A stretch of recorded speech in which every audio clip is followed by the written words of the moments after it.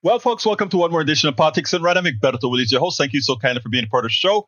We are going to have, as usual, a great show for you today. Because you know what? That's what we do.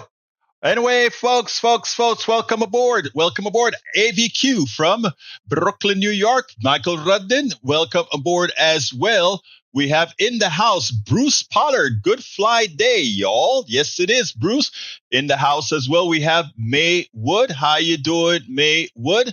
We also have Lee Grant from Montgomery County and Aisha with a short link. Unless you tell us what that short link is all about, it won't be clicked. No one should click it unless Aisha kind of say, this is what this is all about. May Wood is in the house. We also have Eric Hayes from Kingwood, Atascocita. We also have, scrolling down, Joe. Joe is here from, where again? Los Angeles, California. I hope you remain cool and calm without the fire having too much of an effect, my dear sister. I hope all is well. We send you out there in California positive affirmations.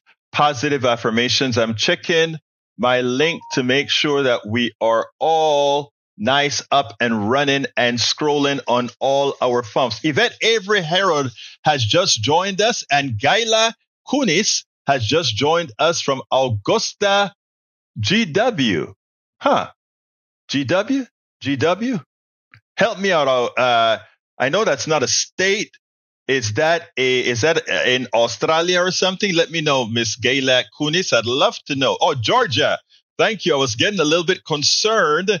It's a W. Yeah, I was getting a little bit concerned. Say, we got somebody in maybe Australia. I don't know. Anyway, because we have listeners from Melanie Keelan is here from Barcelona, Spain. I love being all on every continent. You know what I mean? We love that.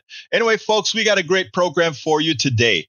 But before I want to start, let me read some of Michael Rudnan's stuff first, and then I'll get started with some of my soliloquy here. But before we get started, CNBC, Trump sentenced to unconditional discharge in New York hush money case, avoiding jail. Trump ran for office to avoid prison for his many crimes and succeeded. This is the country we are in, where those at the very top can avoid 34 guilty counts of business fraud, where trials for inciting insurrection, willful retention of classified documents, and subordinate election fraud become moot. Excellent point. Truth out. World's richest 1% have already surpassed their carbon budget for 2025. A new report by Oxfam highlights the disproportionate role of the ultra wealthy in fueling the climate emergency. Governments need to stop pandering to the rich. Rich polluters must be made to pay for the havoc they are wreaking on our planet. Tax them, curb their emissions, and ban their excessive indulgences. Leaders who fail to act are choosing complicity. And believe it or not, the soliloquy is going to sort of be congruent to what you just wrote there, Michael, because that's such a true point that I want to raise up here. Carbon credits. America's richest 0.1% emits 62 times more than a typical U.S. household. We also have Joe who says, good burning afternoon, friends and family safe. 2 small businesses of ex-employers burned. Hard to keep track, though. I cry still for the birds, the animals. I know, because they're going to have to find refuge, and it's not going to be easy to find because of the massive burn area. More than likely, they're going to have to go over ridge after ridge further inland away from the ocean, and that climate is quite a bit different. Let's see. Parave, Joe also said, as a waitress, James Woods was the actual worst, most smug and rude person I ever served. Ever, by the way. Oh, I never knew that. I never thought Woods would turn out to be such a AAH, right? Let's see what else we have here. Melanie Keelan says, happy Friday, folks. And let's see. Thank you for the grounded, stay calm advice. Exactly, Joe. That's what we got to do, baby. Bridge MCP is in the house. She said, Yvette, snow day. Weird weather. Snowed every day but 2 here since before Thanksgiving. Wow. That means, it first gets pretty, then it gets, you know what. Breach MCP says Trump was never going to get jail time. We all knew that, but he is still a felon and funny. U.S. is on list not to allow felons in, but hey, you can be president. I know, but you know what? There are places where felons can't do certain things in other countries. So we'll see which countries try to enforce Trump as a convicted felon with 34 counts, and he would be convicted of so much more. The criminal in chief would be. Anyway, folks, finally, and I really wanted to play this yesterday, but I didn't have it prepared and ready to go. But this is Carter was a great president, but he wasn't a pompous president. He wasn't a president that went ahead and told folks, I did this, I did that, I did that. He made the policies speak for themselves. It makes the policies speak for themselves. Oh, wait, did I see something about snow in Georgia? Let's see. It looks like it'll hang around a couple of days. Let me see. Did you get snow, Yvette? Oh, after PDR Posse having a snow day. I didn't see that one, Yvette. So you are having a snow day. You know what? Are you going to take some of that snow, put it in a cup, and throw some honey and sugar and milk on it? I did. I was so excited to see snow in Houston. I didn't even bother with putting all the amenities in it. I just started to eat the snow, I think by then it had rained a lot, so the air was probably cleaned enough of the carbon and all the sulfides in the air, I hope. But I did eat that snow. Patrick is in the house, says meow. Hey, Patrick. Great to see you here, my brother. I don't see E2247 yet. Let me see if I don't want to miss anybody before I get started. The snow is dirty, Egberto, says Eric Hayes. Well, Eric, I hope I don't get sick. Don't eat yellow snow. I've never seen yellow snow. I guess my part isn't polluted enough to have the yellow snow. All right. Anyway, let's get busy. Let's go ahead and play Carter. I revere Carter. I revere the guy. And from the time he associated himself with Habitat for Humanity, I've been a donor to both Habitat for Humanity and the Carter Center. And the reason why is because these are such programs that you can actually see. That you can, hey, put it up on the thing so we can see it, our beautiful Yvette. I want to see all the snow on your porch. Anyway, check this out. I love giving to organizations. I can't give as I used to before. Hey, activist journalism, you have to scrump, but I still make sure to make a notion to give. But so that's a good one. Let me tell you things that you should donate to, in my humble opinion. Habitat for Humanity, as well as that's terrible, girl. Habitat for Humanity and the Carter Center. The Carter Center is an excellent organization, over 3,000 employees. And of course, most of those employees are overseas in villages, etc. And they, for all practical purposes, run things locally. Great organization. And of course, Habitat for Humanity, we can actually see the homes that they build here in Houston and everywhere else that they exist. It's a great organization that actually builds the home people live in. Many a times the people who are going to live in those homes come over and help build it as well. Let's see, you give time now, you just donate differently. Thank you so kindly for that kudos there, my dear brother Magner. But yeah, folks, so it's important, right? The organizations that I give to tentatively, but I'm always taken aback, is the Red Cross, because I don't know if it's still the case, but the CEO of the Red Cross was making $500,000 a year. I just couldn't see that the organization should have an executive structure where the CEO makes that kind of money when we have most of the people working for the Red Cross on a volunteer basis, etc. I just couldn't see it. I just couldn't see it. All right, Yvette has it on. Oh, wow, that's beautiful, Yvette. Do I have permission to show that, Yvette? Well, you have it on Facebook, so I imagine that's implicit permission, right? Let's take a look at Yvette's very snowy area. This is beautiful. I know it may be cold, Yvette, but hell, it's beautiful. Check this out, guys. Is that beautiful or what? It almost, if you had some Christmas lights out, like if it were in December, that would be good. And folks, that's Atlanta, Georgia. That is Atlanta, Georgia. This isn't very common in Atlanta, Georgia to see this much snow. All right. So check that out, guys. That is beautiful. Anyway, let's move on. Thank you for that, Yvette. You kind of put a good feeling for this storm in my body. Anyway, let's get busy and play that Carter piece that I spoke about, and then we'll take it on the other side.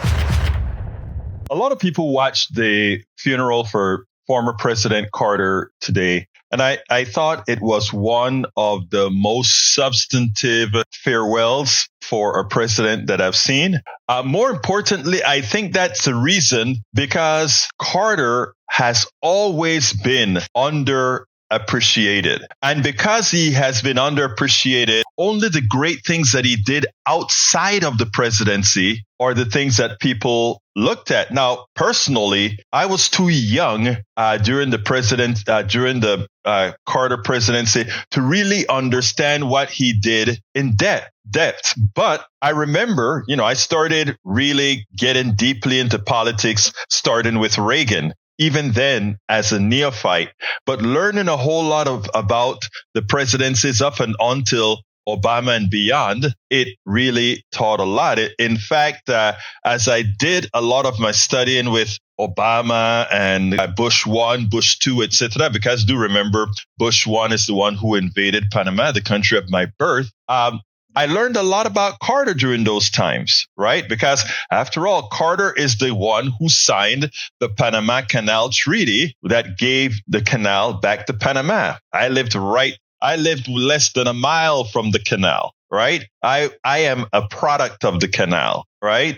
My ancestors, the Panamanians of Caribbean descent, built the canal. So I understand it and understand the greatness of him coming to Panama and getting that and doing the right thing. But a lot of folks don't understand that there was so much more that he did. And at last, at his memorial, we had somebody that said it is time to dispel the myth that he was more accomplished outside of the presidency than he was within the presidency. When he was within the presidency, the magnitude of the things that this guy did was that of an impactful president. I want you to listen to what his his former White House domestic affairs advisor had to say, Stuart Eizenstat, because I hadn't seen anybody just sit back and enumerate in a short span of time all that President Carter had actually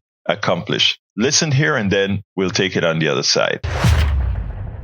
As we lay our 39th president to rest, it's time to redeem his presidency and also lay to rest the myth that his greatest achievements came only as a former president. The test of American presidents is not the number of years they serve, but the duration of their accomplishments. By this measure, Jimmy Carter was among the most consequential one-term presidents in American history. His intellect, prodigious work habits, discipline, and mastery of details were crucial to his success at home and abroad. President Carter parked politics at the Oval Office door to do what he believed was the right thing, taking controversial challenges on, regardless of the political consequences, and frankly, there were many. Much of his agenda passed with bipartisan support, a quaint notion in today's hyper-polarized politics. Independent surveys indicated he had one of the highest success rates in past passing his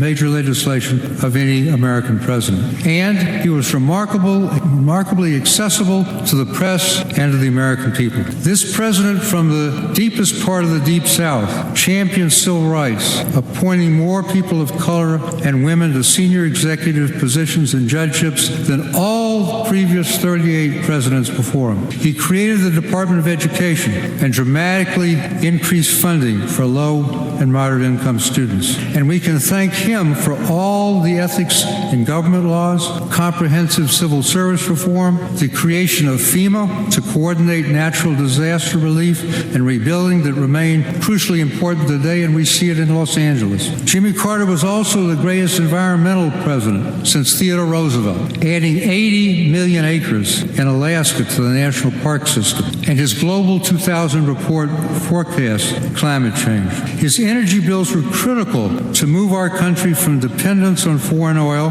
to energy security. We are now, as a result, the largest oil and gas producer in the world. He provided the first incentives for conservation and inaugurated the era of clean energy and symbolized it with solar panels he installed on the White House roof. Underappreciated at the time, but now widely recognized by Republicans and Democrats alike, President Carter was the great deregulator, winning legislative battles to loosen the regulatory bonds and shackles on airlines, thereby democratizing air travel, on trucking and rails, therefore helping our supply chains be more efficient, telecommunications leading to the cable TV era, and even the beer industry, which encouraged local craft beers. And he did so without compromising health and safety. These laid the foundations for today's innovative economy. Nothing better embodies President Carter than how he dealt with the inflation that beleaguered the nation under three presidents, two Republican, Nixon and Ford, and himself during the 1970s. Over the objection of all of his advisors, he chose Paul Volcker to lead the Federal Reserve, knowing in advance that Volcker's tough monetary policy would raise interest rates and unemployment because Paul told him that, and would do so in a presidential election year. You take care of the economy, Paul. I'll take care of the politics. Inflation indeed dropped like a rock after he left office and remained low for decades. Abroad, Jimmy Carter laid the building blocks for a better world. He was the first president to make human rights a priority for U.S. foreign policy. And this led directly to the release of thousands of political prisoners in Latin America and stimulated them to a lasting democratic transition. He ushered in a new era of hemispheric relations with the Panama Canal treaties, the toughest legislative battle of his presidency. He uniquely combined the soft power of human rights, championing freedom for the communist East Bloc countries and tripling the emigration of Soviet Jews. He combined that with hard power, rebuilding America's military strength after its post-Watergate decline. He negotiated a major nuclear arms treaty with the Soviets, while at the same time initiated every single weapons system that came online in the 1980s. Those new weapons helped end the Cold War. He normalized relations with China, and even his critics applauded his tough measures after the Soviets invaded Afghanistan. Jimmy Carter's most lasting achievement, and the one I think he was most proud of, was to bring the first peace to the Middle East through the greatest act of personal diplomacy in American history, the Camp David Accords. For 13 days and nights, he negotiated with Israel's Menachem Begin and Egypt's Anwar Sadat, personally drafting more than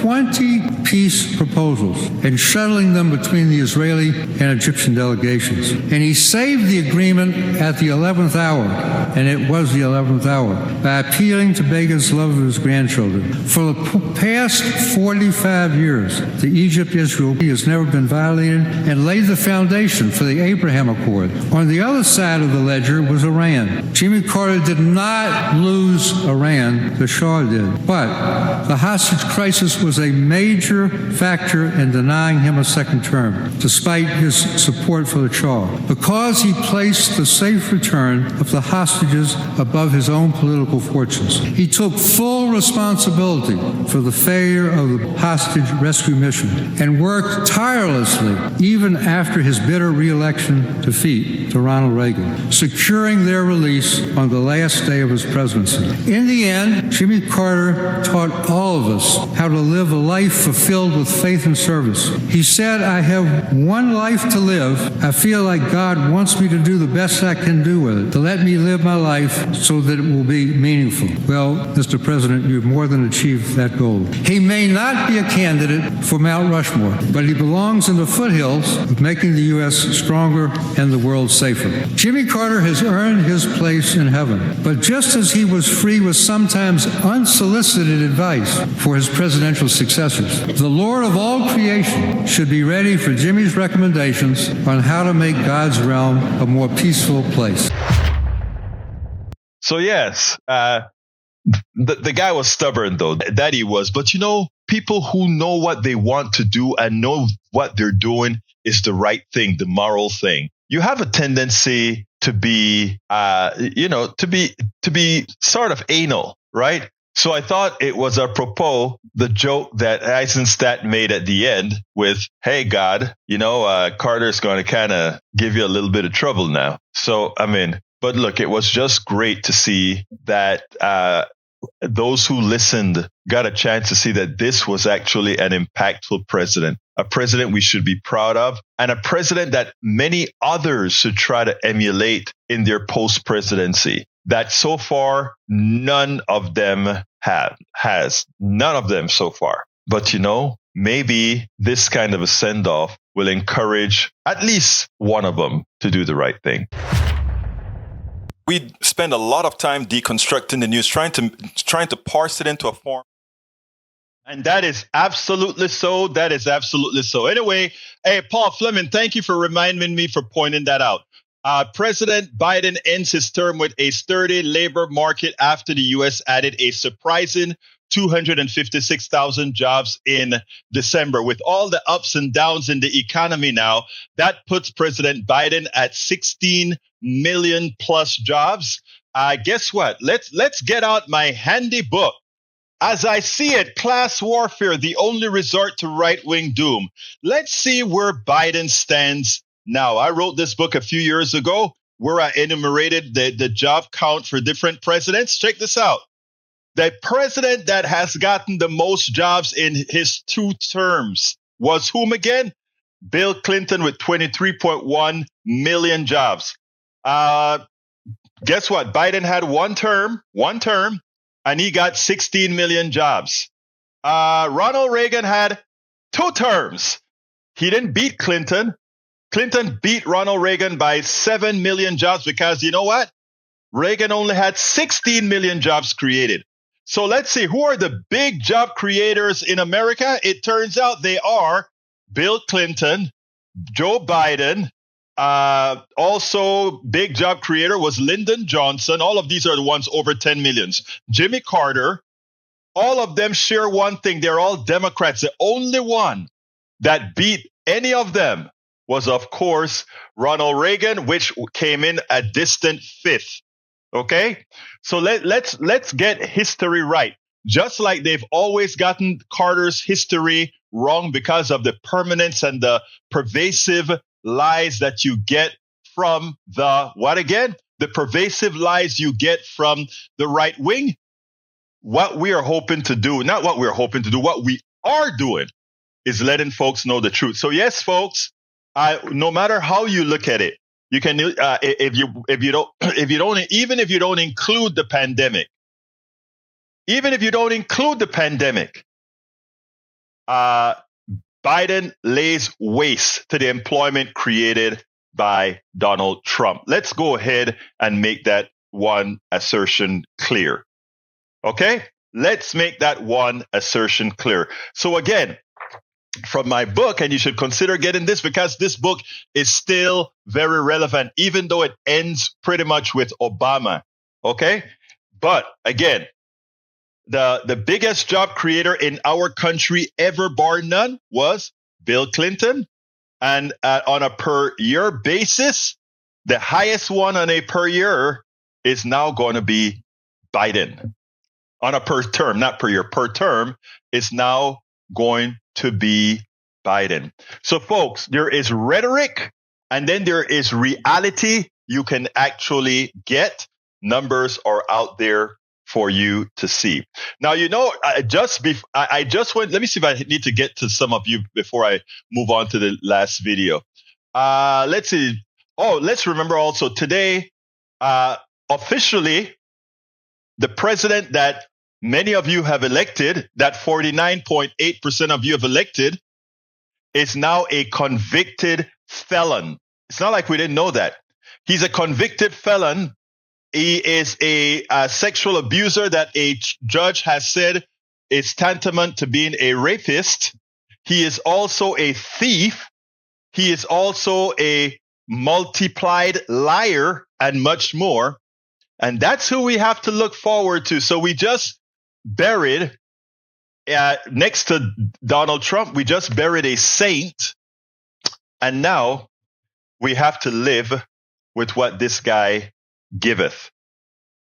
We have to live with what this guy giveth. Anyway, let's continue this real quickly. I want to go ahead and play. After I gave all that factual information that everybody could see and look up on their own, I had a caller. Let me go ahead and play that video and then we'll take it on the other side. This morning on my KPFT 90.1 FM program, Politics Done Right on Pacifica Network, one of my regular callers called in. This guy, I want to hear his point of view. It is clear that this guy is a white supremacist. It is clear that this guy is also a misogynist and a sexist. And of course, a racist as well. Now, with this one call, he didn't lay all out. But let me preface. I ran a segment of the funeral from Carter's funeral yesterday, where finally somebody completely enumerated Carter's presidential successes, which were many. I also included in the narrative the fact that if we had listened to Carter 40-something years ago, we would have been ahead within the environmental movement, within the green energy movement by over 40 years. Do you know what can be accomplished in 40 years? And I gave all the enumerations as far as what Carter did and how important he was for America. And had we not had a Reagan, had we not had a troglodyte that instead of enhancing what Carter did, removed solar panels, talked about simply drill, just like the troglodyte that we are. The troglodyte, not only a troglodyte he is, but the convicted felon that is going to be installed on January 20th. Instead, if we had just followed Carter's lead, we would have been so ahead and we would have been the leader in the world that would make us ensure that the climate change that is occurring today would not have occurred. Again, because as the largest fossil fuel burner, as somebody that, as a country that puts the most into the air, then we could have done something about it. And we gave the full explanation. And this guy calls in, and the only thing he could say about Carter is, well, I guess instead of being one of the worst, he's a little bit less than one of the worst now, but he's still horrendous and terrible. And then he allowed his sexist, racist type of narrative to come out. Like I said, in his segment, he didn't let it all out, but this guy is a regular caller, and his former statements precedes him. I just want you to listen to how we handled it at KPFT 90.1 FM. Check this out. Let's go to Brother Bard. Okay, Egberto, good morning. I want to say that I'm listening to what you're saying, and I'm going to go ahead and I'm going to move Carter down in the worst presidents list. He's going down from number 4 to number 5 now, and I'm going to move Clinton up to number 2. So you're going to have Biden as the worst, Clinton's number 2, George W. Bush is number 3, Obama's number 4, and then Carter will be number 5 on the worst presidents in the history of the United States. All right. I love that you're at least consistent, You're consistent. But you know what? Go ahead. The other thing was I noticed that, what's her name? Kamala, she was very upset that Obama was talking to Trump. So she looked like she had ate a sour pickle there and shot them at the death stare. And so I'm glad that she is going to be fading away, and we will never have to hear from her or see her again, because she will be gone into the dustbin of history. I don't think she's going to go away. In fact, I think she has a lot more to offer. In fact, I want more women. And she said she has a lot to offer. I think more than ever, we need women. When I listen to your wordiology, the way you think, with the supremacy nodal that you have, right? Based on who you like, based on the way you analyze reality, it just tells me that we just need to see powerful women take charge, so that people like you, right, who simply have and I say this with respect, since you still have that white supremacist notion in the way you think, that when you see actual women, white women, black women, Latino women, Asian women come out and really excel, because one of the reasons they have to be so good is because folks like yourself have never allowed them to sprout because of your fear of their success, right?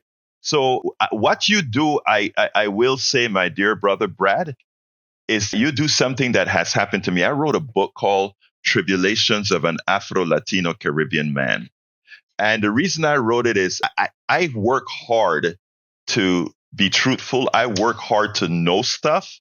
And the reason I work hard to know stuff is because I understand the judgment and that how much harder someone like myself, Kamala, women in the aggregate have to work, because we have a system that has been controlled by people that think like you.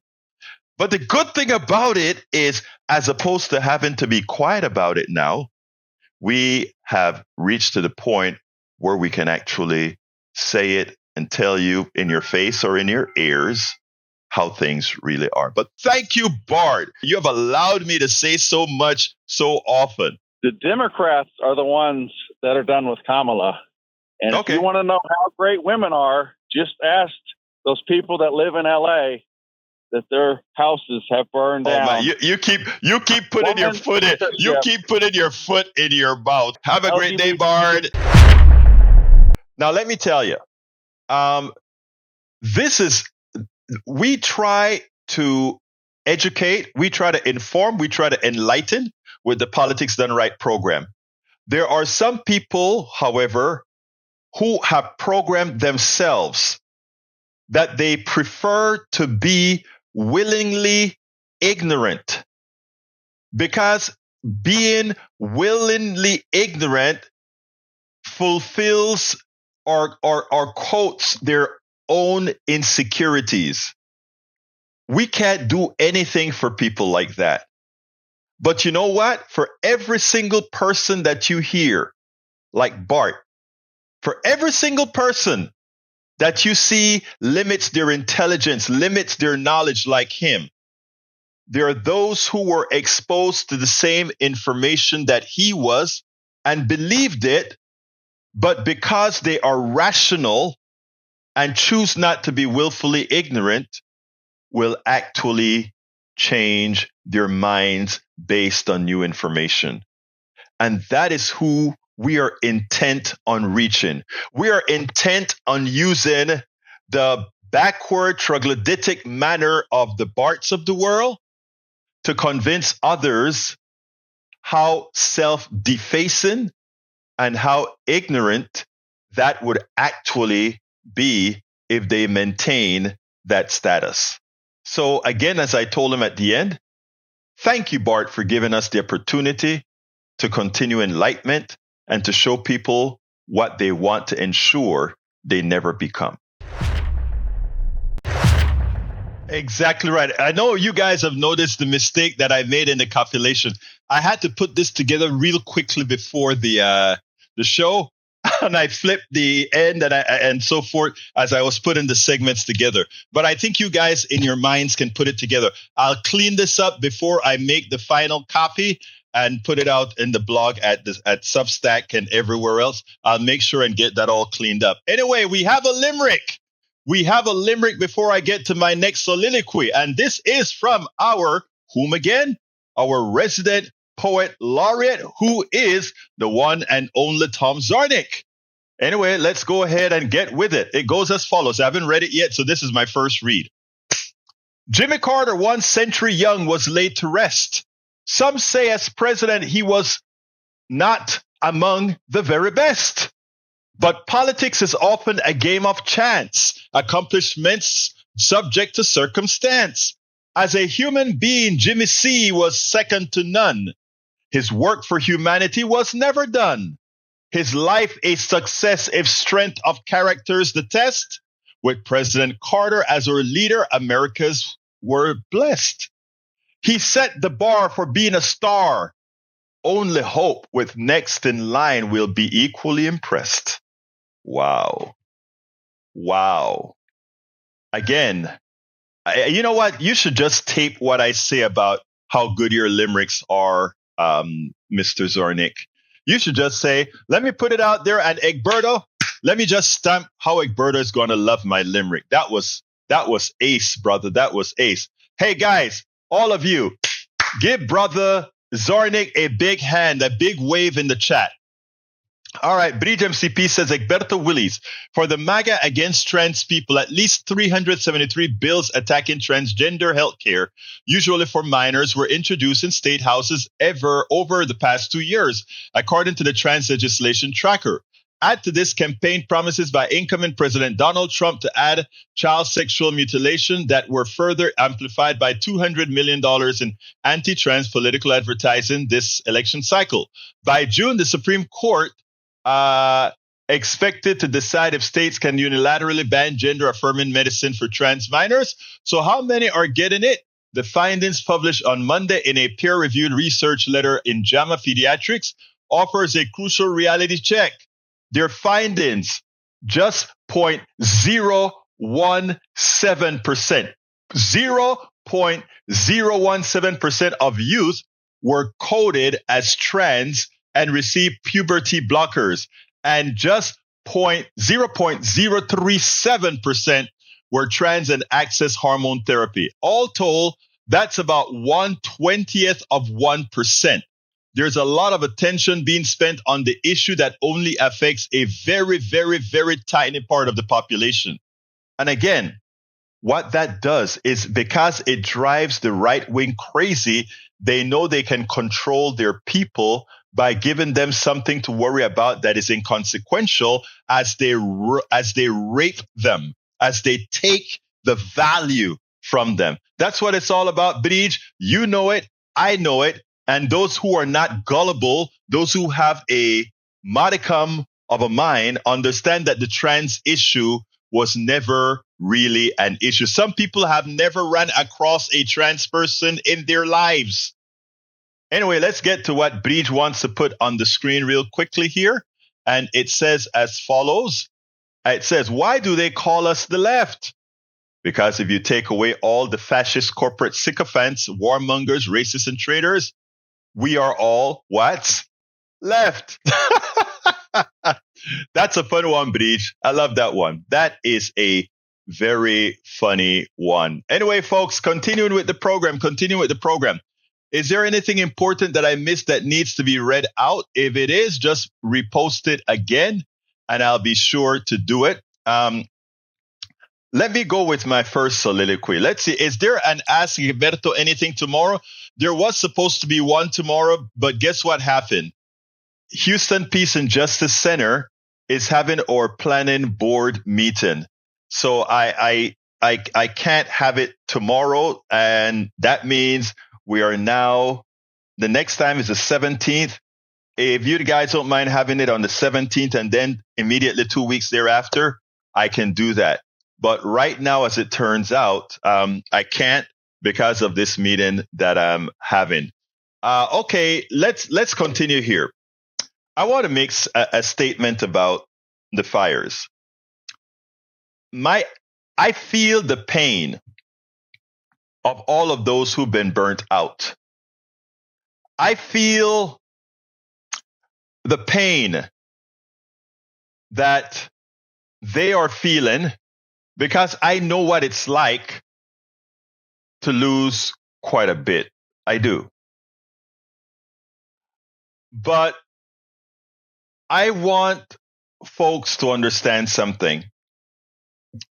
A lot of what's happening in the hurricanes in Florida, the inability to get insurance, a lot of what's happening in California, in Pacific Palisades, and these areas that are burnt out completely is the fault of politicians that we have elected, not over the last year, not over the last 10 years, but the consistency of electing neoliberal politicians, conservative politicians.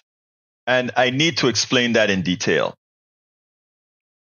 Even as I praise Carter for, let's say, deregulating the airlines in such a manner that airline tickets could fall, in that regards, that was a good thing. That the narrative of deregulation being a good thing, even if it's coming out of Carter, is the wrong narrative. It's the improper narrative. There are two things here. We constantly buy into the fallacy. We constantly buy into the fallacy that somehow we think we are going to do well. So well that we don't want to tax those people that are doing extremely well because that may be us. Well, let me tell you something for all of you to understand. It will never be you. It will never be you. You have to be invited into the club. I don't care what you invent. I don't care what you create. When we're talking about making the billions, you have to be invited into the club. Let me give you a simple example here. We have a lot of influencers now that have become millionaires, again, because they get a whole lot of eyes and they start to get people looking at their eyes, etc. But guess what's the magic here? None of them own their platforms. And if any one of them get out of hand, their platforms can be removed immediately because they don't have agency. Why am I going there? Back to the fires. Many of those wealthy people in those wealthy zip codes, one of the reasons that you have a deprived fire department, one of the reasons that you can't build your water reservoirs, one of the reasons that you cannot invoke regulations that can stop these fires from burning homes unabated is because people don't want to pay higher taxes based on the kind of living that they want. And people don't want to have regulations that, increases the prices of the homes, etc., which would prevent these realities. Look, it is not hard. It is not hard to build a home resistant to embers. Because let's do the science of these fires. The science of these fires are as follows. A fire gets started in a canyon or in a mountain. it gets very hot and it starts to burn everything around. As those embers, fire embers mean bits of charcoal that emanates out of this fire. The wind picks these up and it blows it across the fields, and it blows it on every single rooftop, every single crevice that is actually wood or fire burning or combustible. This is a science now. And all of these embers then create flammable areas that can burn. Now, here's the interesting thing, right? My home in Sabanitas, Panama, Colón, Panama, is not in a fire zone because we're in a place that rains a lot, but it's in a place where wood rots easily. So our machines, our homes, my home was built of concrete. Even when we had a fire in my sister's bedroom, we had in Panama, because my father worked for the Canal Zone, we had a home in the Canal Zone that was a substandard piece of crap home that the American government gave us in that apartheid state called the Canal Zone. And then we had our real home in Sabanitas, Colón, Panama. Okay? That home that was well built in Sabanitas, Colón, Panama was made of concrete the walls went up to the ceiling as they should, and the top of the house had a tin covering. So there were no real exposed wood on the outside that would pretty much have caught and fire. So where your fire normally begins is within the homes in these houses. And we did have a fire once when we were in Arcoiris. One of our lamps malfunctioned and it got a short and it started a fire. And that fire burned and burned till eventually people saw it and they called the thing. But guess what happened? That fire was restricted to that room because that room was all concrete. It had the wooden door, but by the time there was so much smoke in there, it extinguished the fire, right? And of course, as soon as they opened the door, it blew back and the fire got up, but they put it out. But we only had one damaged bedroom. One damaged bedroom. My point is this. Regulations in California, in all these areas. Think about all these wealthy people's homes that burned like paper. And you know why it burned like paper? Because it was made like paper. It was cheaply made, but expensively cost. That's capitalism. You get away with making things look pretty on the facade, but it is made of paper. My father came here. And, you know, we came here in the first time he came here in I think it was 86, 87 or so. And I had just gotten my first home and we were taking him around a whole lot of big homes that were being built. Ours was a little house and we were taking him to the mansions in this area.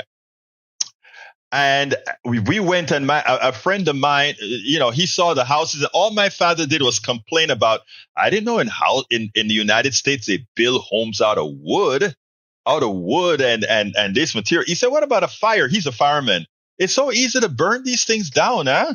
Oh God. And that's what he thought. And we weren't even talking about a fire zone. And then a friend of mine, a principal of the school, not a principal, I think he was a band director of the school. He invited us to dinner and he had bought this big home. And it was one of these homes in the same area my father said. And my father looked at the guy and said, why do they make the homes here out of wood and paper? And I slapped him. I'm like, come on, huevo, don't do that. No hablas así, man. But his thing was, these homes are built of crap and you pay. And then he would say at that time, those homes were like $300,000. And he's like, wait a minute. And those things cost that amount of money? No, in Panama, that would be giveaway house. You know, my point is this. There are regulations that you could have had. But that's not what happens in over here. People don't want regulations, and people don't want to pay taxes. And when you have a fire like this here, they wonder, why didn't the politicians do what they needed to do? Because you didn't want them to do what they needed to do. If I run on a ticket that says I am going to ensure that when we rebuild Pacific Palisades, that homes must have metal roofing, however designed, there must be no exposed wood or flammable material around the areas, and that you must have a 20-foot surrounding the homes of flammable vegetation, I wouldn't get elected. But if you want to build in a fire zone, that's what's required. In a hurricane zone, if we said you have to build outside of the floodplain, and if you're in the floodplain, you have to build up 2 feet above the last flood, and the building must be wind resistant to 140 miles, they're going to say, no, we don't want to do that. It's pay me now or pay me later. But let me tell you what actually happens. What actually happens, and the reason they don't want the regulations, because if people knew that having these regulations would make sure that instead of paying $5,000 a year for home insurance, you would only pay maybe $1,500 to $2,000 a year in home insurance, and that the accumulative savings in insurance would more than cover the increased cost of your home, that makes sense. But that's not what happens in America. The capitalist doesn't want that to happen. The capitalist wants to make sure that he can make that home seem cheap to you. The home is going to seem cheap to you. But guess what?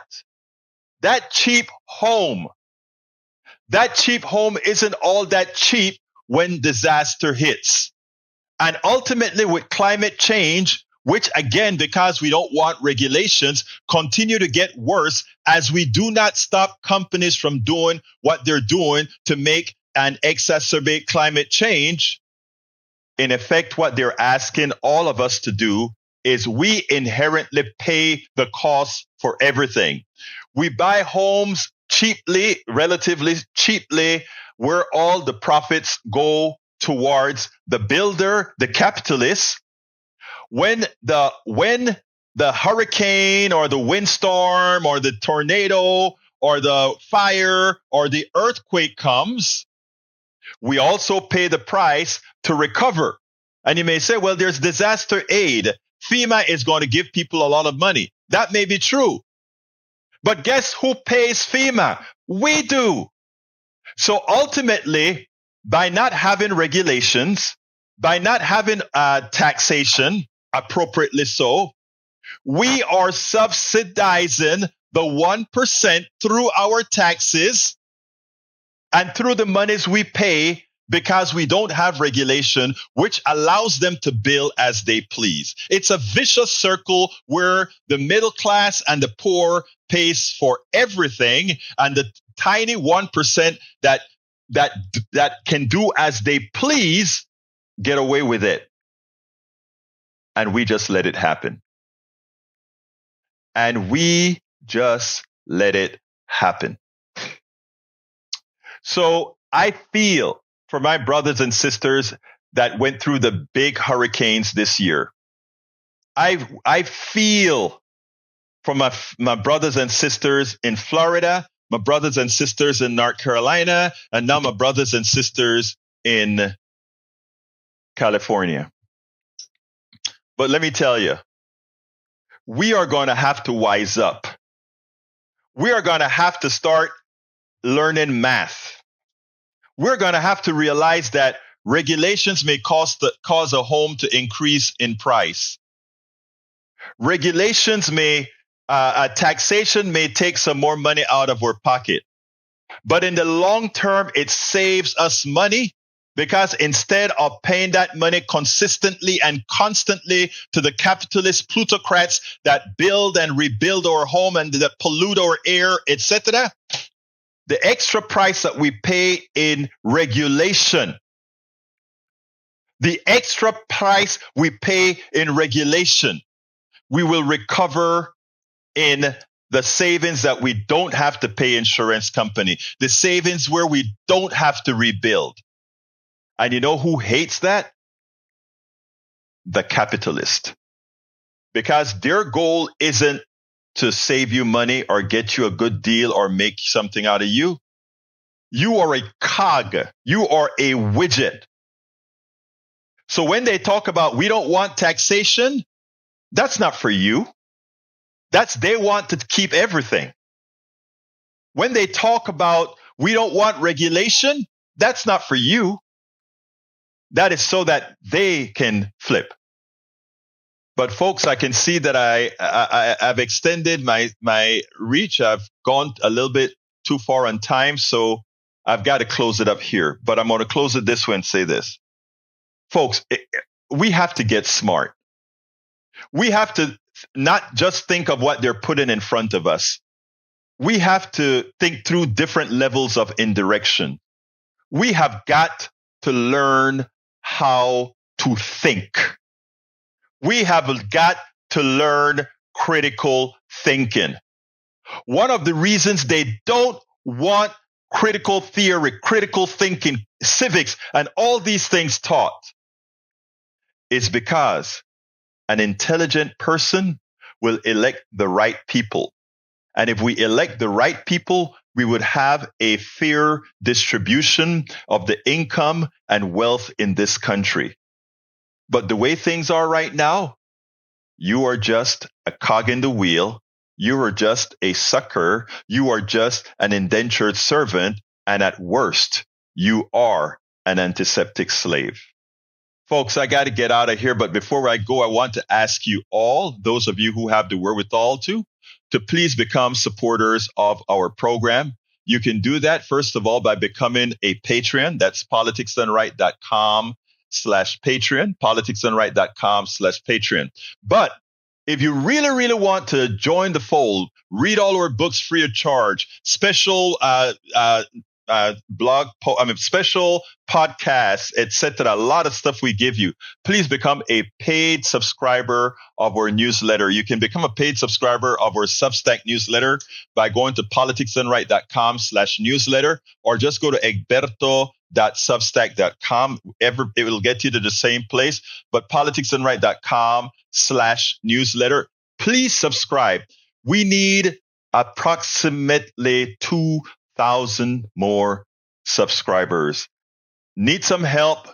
I can't get part-time help until I'm able to pay for some part-time help. I don't believe in just having somebody doing stuff and not compensated.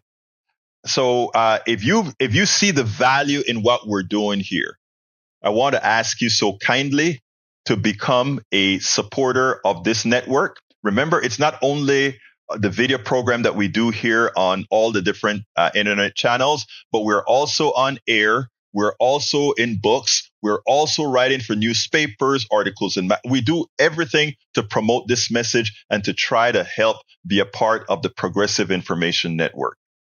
So please support us however you can. I've just put the 2 links in the stream. Please be a great supporter. Thank you so kindly. Some memberships were gifted by Patrick and received by Caledon City Naive. Thank you so kindly, guys. I couldn't do any of this without you. Thank you so kindly. Anyway, folks, I got to get out of here.